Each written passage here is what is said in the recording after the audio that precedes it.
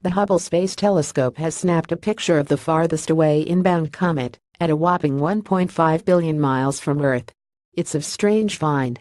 The comet, codenamed C2017 K2 Pansters, or K2 for short, has already become active. It is developing a vast 80,000-mile-wide halo of dust as its surface sublimes, despite being so far from the Sun. A mixture of oxygen, nitrogen, carbon dioxide and carbon monoxide locked on its icy surface is vaporizing into comet dust. Details have been published in a paper in the astrophysical journal Letters. Here's the free arXiv version. David Jewett, lead researcher studying K2 at the University of California, Los Angeles, said K2 is so far from the Sun and so cold, we know for sure that the activity, all the fuzzy stuff making it look like a comet, is not produced, as in other comets, by the evaporation of water ice. Instead, we think the activity is due to the sublimation of supervolatiles as K2 makes its maiden entry into the solar system's planetary zone.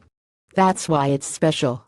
This comet is so far away and so incredibly cold that water ice there is frozen like a rock.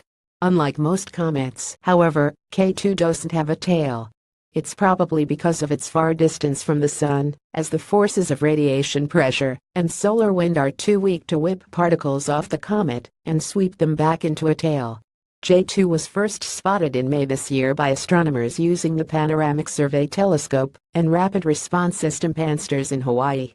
The ice ball was wedged in between the orbits of Saturn and Jupiter and will make its closest approach to the Sun in 2022. An illustration of K2 comet's path toward the Sun image credit NASA, ESA, and A Field's SI. Its position suggests that the comet has escaped from the Oort cloud, a spherical shell containing bits of floating icy particles and debris left over from the solar system's formation 4.6 billion years ago. Further inspection from Hubble revealed that the nucleus of the comet is less than 12 miles across. Scientists believe the dust coma surrounding the comet's nucleus formed years ago. Images taken by the Canaveral telescope CFHT in 2013 show a blurry, fuzzy extension around K2, but the object was so faint that no one noticed it. We think the comet has been continuously active for at least 4 years, Jewett said.